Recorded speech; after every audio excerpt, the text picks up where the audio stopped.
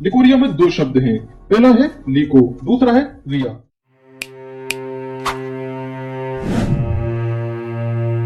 Hello दोस्तों, आज हम डिस्कस करेंगे लिकोरिया, या हम इसको वेजाइनल डिस्चार्ज के नाम से भी जानते हैं।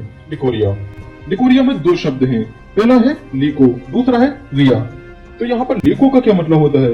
लीको का मतलब होता है व्हाइट सब्सटेंस। व्हाइट सब्सटेंस जैसे कि व्हाइट ब्लड सेल्स, जिसको हम WBC के नाम से जानते हैं। तो व्हाइट ब्लड सेल का काम होता है पस का फॉर्मेशन करना। तो यहाँ पर दूसरा टर्म आता है रिया। रिया का मतलब होता है बहना, या हम इसको डिस्चार्ज या फ्लो के नाम से जानते हैं। तो इसी वजह से इसका नाम पड़ा है वेजाइनल डिस्चार्ज, क्योंकि जो डिस्चार्ज है मतलब ये जो फ्लो है और जो बहाव है वो वेजाइना के अंदर से होता है। तो इस कारण से इसको हम वेजाइनल डिस्चार्ज के नाम से जानते हैं। अब यहाँ पर जानेंगे हम इसके कारण के बारे में, किस कारण से लिकोरिया देखने को मिलता है। तो माइक्रो ऑर्गेनिज्म के इन्फेक्शन के कारण यहाँ पर लिकोरिया देखने को मिलता है। माइक्रो ऑर्गेनिज्म जैसे कि बैक्टीरियल इन्फेक्शन और ईस्ट, जो कि एक फंगल इन्फेक्शन होता है। दूसरा वायरल इन्फेक्शन या प्रोटोजोन्स इन्फेक्शन, जैसे कि प्रोटोजोन्स में ट्राइकोमोनास वेजाइनालिस। तो ये माइक्रो ऑर्गेनिज्म यहाँ पर क्या करते हैं, जो वेजाइना या यूट्रस मतलब के बच्चेदानी की जो अंदर की लेयर होती है वो बनी होती है म्यूकस मेम्ब्रेन की। अब ये क्या करते हैं, ये जो है म्यूकस मेम्ब्रेन में इन्फेक्शन फैला देते हैं, मतलब कि इस जगह को देखिए ये इरिटेट कर देते हैं। जैसे ही यहाँ पर देखिए ये जगह इरिटेट हो जाती है, इरिटेट होने के कारण अब यहाँ पर जो म्यूकस ग्लैंड होती है वो म्यूकस सिक्रीट करना शुरू कर देती हैं। अब जैसे ही देखिए यहाँ पर इन्फेक्शन हो जाता है या इन्फ्लामेशन हो जाता है, तो हमारी बॉडी का इम्यून सिस्टम यहाँ से जो है WBC का फॉर्मेशन कर देता है। WBC जो कि पस का फॉर्मेशन करती है। तो यहाँ पर देखिए पहला तो म्यूकस प्लस पस यहाँ फॉर्म हो जाती है, पस और म्यूकस। अब यहाँ पर देखिए जो भी इन्फेक्शन होता है, अगर बैक्टीरिया इन्फेक्शन कर रहा है या ईस्ट इन्फेक्शन कर रहा है या वायरल इन्फेक्शन है या प्रोटोजोन्स का इन्फेक्शन है, तो यहाँ पर देखिए तीनों चीजें जो है मिल जाती हैं। कौन कौन सी तीनों चीजें? म्यूकस प्लस पस, जिसको हम WBC के नाम से जानते हैं, प्लस बैक्टीरिया, ईस्ट या प्रोटोजोन, ये जो है डिस्चार्ज के रूप में बाहर निकलना शुरू हो जाते हैं, जिसको हम वेजाइनल डिस्चार्ज या लिकोरिया के नाम से जानते हैं। अब यहाँ पर बात करेंगे इसके कलर के बारे में। तो यहाँ पर देखिए व्हाइट कलर और येलो कलर या ग्रीन कलर डिस्चार्ज देखने को मिलता है। अब यहाँ पर जो है व्हाइट कलर, येलो कलर और ग्रीनिश कलर क्यों अलग अलग दिखाई पड़ता है? अगर यहाँ पर देखिए बैक्टीरियल इन्फेक्शन होगा तो कुछ और कलर होगा, और वायरल इन्फेक्शन होगा या प्रोटोजोन्स इन्फेक्शन होगा या ईस्ट का इन्फेक्शन होगा मतलब कि फंजाई का इन्फेक्शन होगा, तो यहाँ पर कुछ और अलग अलग कलर देखने को मिलेगा।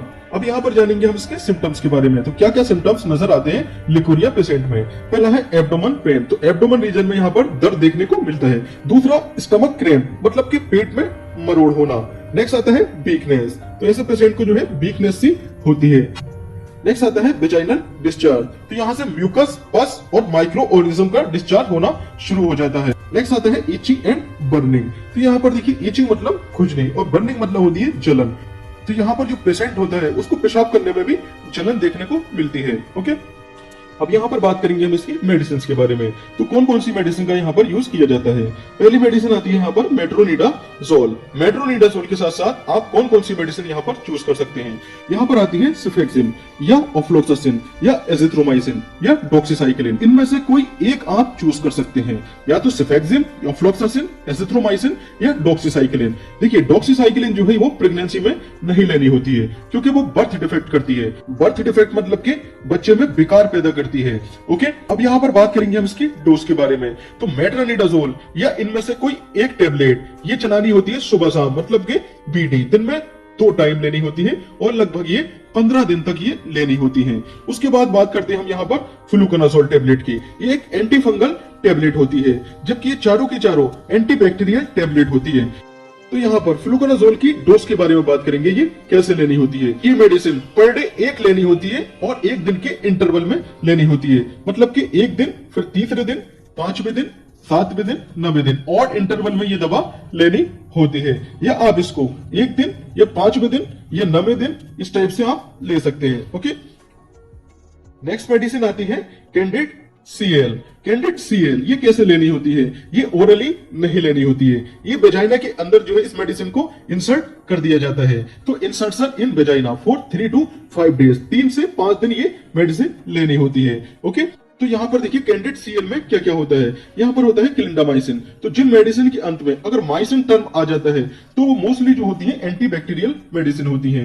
दूसरा होता है यहाँ पर क्लोट्राइमाजोल। तो जिन मेडिसिन के अंत में मोस्टली एजोल शब्द आ जाता है तो वो जो होती है एंटी फंगल मेडिसिन होती है। तो ये जो मेडिसिन है वो एंटीबैक्टीरियल भी है और एंटी फंगल मेडिसिन भी है। ओके, तो दोनों तरीके से ये काम करेगी। ये बैक्टीरिया को भी किल करेगी और फंगस को भी ये किल करेगी। तो इसको जो है यहाँ पर देखिए ये वेजाइना के अंदर इसको इंसर्ट कर दिया जाता है और लगभग ये वेजाइना के अंदर 20 से 22 घंटे में डिफ्यूज हो जाती है। Thank you.